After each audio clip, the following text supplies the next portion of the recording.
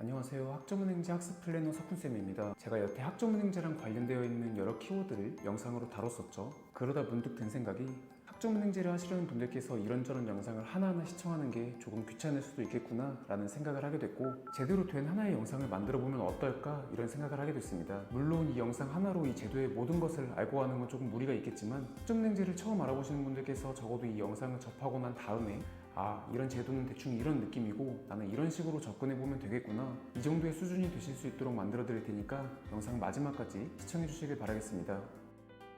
학점은행제는 말 그대로 학점을 채워서 일정 학점에 도달하게 되면 그 학점을 통해서 학위를 취득할 수 있도록 만들어 놓은 제도이죠. 대학교와 다른 점이라고 한다면 학년제가 아니라 학점제로 진행되기 때문에 다양한 방법으로 학점을 모을 수 있고 그만큼 쉽고 빠르게 학위를 취득할 수 있다는 장점이 있습니다. 다만 그렇기 때문에 대학의 네임밸류라고 불리우는 학벌로서의 가치는 정규대학에 비해 떨어질 수밖에 없는데요. 그러다 보니 학점은행제를 하시는 분들은 단순한 학력 개선을 위해서 시작하시는 분들도 있지만, 이미지에 나와 있는 이런 여러 가지 자격증을 취득하고 지원 자격을 갖추는 이런 목적을 두고서 이 제도를 많이들 활용하고 있습니다.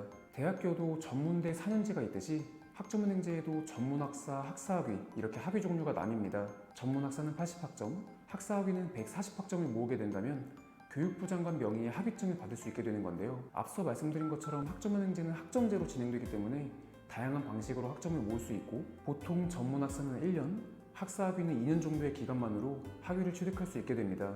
여기서 혹시나 본인이 예전에 취득한 자격증을 학점으로 인정받을 수 있거나 아니면 대학을 자퇴해서 보유학점이 있는 상황이라면 더 빠르게 이 학점 과정을 끝내실 수도 있으니까 알고 계시면 좋을 것 같고, 바로 뒤에서 어떤 식으로 학점을 취득할 수 있는 건지 알아보겠습니다. 학점을 취득할 수 있는 방법은 크게 4가지로 나눠볼 수 있는데요. 수업, 자격증, 독학사, 전적대 학점, 이렇게 크게 4가지로 분류됩니다. 내가 어떤 전공으로 수업을 듣고 학위를 취득할지 결정을 내리셨다면 학습 계획을 세운 다음에 자신이 원하는 방향대로 학점을 채워나가 주시면 되는 건데요. 첫 번째로 수업을 듣는 방식부터 알아보자면, 내가 들어야 하는 전공 강의가 개설되어 있는 평생교육원을 선택해서 온라인으로 강의를 듣고 수료하게 된다면 하나의 과목당 3학점으로 인정받을 수 있게 됩니다. 수업으로 취득할 수 있는 학점은 1년에 42학점, 한 학기 24학점으로 제한되어 있으니 계획을 세우실 때 참고해 주시면 좋겠죠. 그럼 많은 분들이 궁금해하시는 온라인 수강 방식, 수업 한 학기는 15주 과정으로 대략 한 3개월 반 정도의 수강 기간을 갖고 있고, 수강하는 방식은 컴퓨터나 노트북이나 휴대폰을 통해서 온라인으로 강의를 원하시는 시간대에 수강해 주시면 되고, 모든 교육은 동일하게 이렇게 일주일에 한 번씩 올라오는 녹화된 강의를 2주, 즉 14일 안으로만 강의를 수강해 주시면 되는 건데요. 예를 한번 들어보겠습니다. 7월 3일부터 수업을 시작한다 했을 때 1주차 강의가 수요일에 업로드될 거고, 그 다음 주 수요일인 7월 10일에 2주차 강의, 또 그 다음 주 수요일인 7월 17일에 3주차 강의, 이런 식으로 강의가 올라오면 올라온 날짜를 기준으로 14일 안으로만 강의를 수강해 주시면 되는 그런 출석 시스템입니다. 강의를 몇 개 신청했느냐에 따라 조금씩 다르겠지만 보통 한 학기에 7개 정도의 과목을 신청을 하니까 수강 시간은 대략적으로 평일에 하루 한 과목씩 꾸준히 1시간에서 1시간 반 정도 강의를 들어주시는 분들도 계시고, 직장이 많이 바쁘신 분들은 주말에 3, 4시간씩 이렇게 강의를 몰아서도 듣고 계시는 거죠. 아무튼 결론은 강의를 수강하는 건 출석 인정 기간 안에 학습자가 원하는 시간대에 자유롭게 강의를 수강해 주시면 된다라는 내용이었습니다. 다음 두 번째로 많이들 학점을 취득하는 수단은 바로 자격증입니다. 학점은행제에서 자격증별로 난이도에 따라서 학점을 정해놨고, 전문학사 과정에서는 최대 2개에서 학사학위 과정에서는 최대 3개까지 자격증을 학점으로 인정받을 수 있는데요. 모든 자격증을 학점으로 인정받을 수 있는 건 아니고, 내가 취득하고자 하는 전공과 관련이 없는 자격증은 최대 1개까지만 인정받을 수 있으니까 주의해 주셔야 하고, 학점제로 진행되는 제도 특성상 목표 학점까지 빠르게 도달할 수 있는 거에 있어서 자격증으로 학점을 취득하는 건 학점은행제에서 정말 큰 메리트이니까 이런 이점을 꼭 살리셔서 목표 과정의 자격증을 꼭 취득해 보시길 바라겠습니다. 세 번째 학점 취득 수단은 독학사입니다. 쉽게 말해서 대학판 검정고시라고 이해해 주시면 되는데요. 1단계부터 4단계까지 단계별로 시험을 응시해서 4단계까지 합격하고 나면 학사학위를 취득할 수 있는 제도입니다. 그렇다면 이 제도가 학점은행제랑 무슨 연관이 있냐? 독학사 제도 활용으로 들어가 보시면 학점은행제 학점인정이라는 화면이 보이실 텐데요.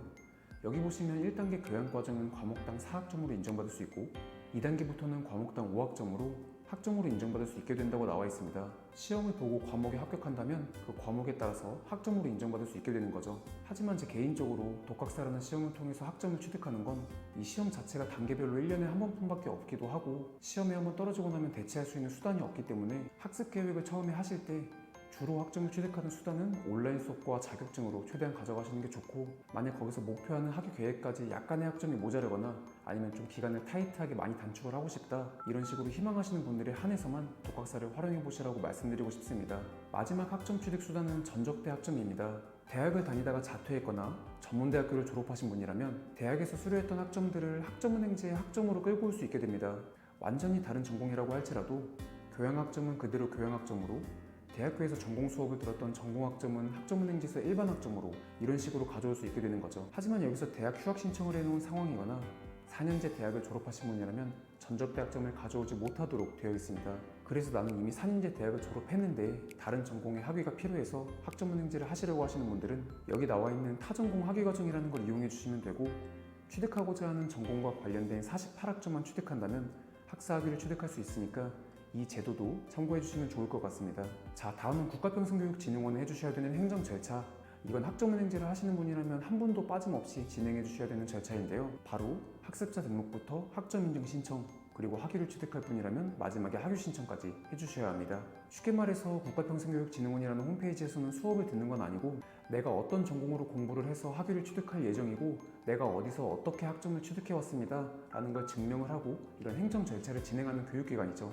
이런 행정 절차는 언제든지 할 수 있는 건 아니고 1, 4, 7, 10월 이렇게 분기별로 신청이 가능하고, 많이들 여쭤보시는 내용으로는 그럼 학습자 등록을 하고 난 다음부터 수업을 들을 수 있는 거죠? 이렇게 질문을 많이 하시는데요. 학습자 등록은 수업과 무관하게 학위 신청 이전 분기까지만 등록이 되어 있으면 되고, 온라인 수업을 먼저 수강을 하고 있다가 나중 가서 분기별로 신청 기간이 됐을 때 학습자 등록을 해주셔도 무방하니까 이 점도 참고해 주셨으면 좋겠습니다. 학점은행제를 진행할 때 수업을 듣는 교육기관을 평생교육원이라고 합니다. 그리고 학점은행제라는 제도에 대해서 미숙하신 분들이 많다 보니까 학생분들에게 길라잡이 역할을 해주는 평생교육원 소속 직원들을 플래너라고 부릅니다. 여기서 본질적으로 학생분들께서 궁금해하시는 내용은 그럼 어떤 교육원에서 강의를 수강해야 되고 플래너는 어떤 걸 도와주는 사람인가요? 라는 내용일 텐데요. 아무래도 인터넷에 학점은행제에 대해서 검색을 해본다면 너무나 많은 플래너나 교육원에 대한 홍보와 광고성 있는 글만 접하다 보니까 헷갈리실 수밖에 없으실 겁니다. 첫 번째로 플래너라는 사람은 각각의 교육원에 소속되어 있는 직원으로 학생분과 상담을 진행하면서 어떤 과정으로 학점은행제를 진행하는 게 효율적일지 학습에 대한 계획을 세워주고 각각 수업 일정에 따른 참고 문헌과 노하우를 제공하고, 가장 쉽게 말하면 수업을 비교적 쉽게 수료할 수 있도록 옆에서 코칭을 해주는 사람이라고 보시면 되겠습니다. 학점은행제라는 제도를 처음 시작하시는 분이라면 당연히 제도가 많이 미숙하다 보니까 어쩔 수 없이 이런 플래너라는 사람을 통해서 상담을 받고 수업을 시작하게 되는 거죠. 그렇다면 여기서 또 이런 의문이 드실 수도 있습니다. 학점은행제는 혼자서도 가능하다고 하는데 꼭 플래너와 같이 해야 되는 건가? 혼자서는 할 수 없는 건가? 라는 내용입니다. 이에 대한 답변은 꼭 그렇지만도 않습니다. 플래너는 필수가 아니라 선택사항일 뿐인 거고, 제도에 대해서 이해가 충분하고 공부에 대해서 어느 정도 시간을 투자할 수 있는 사람이라면 혼자서 학점은행제를 진행해도 문제될 게 전혀 없는 제도입니다.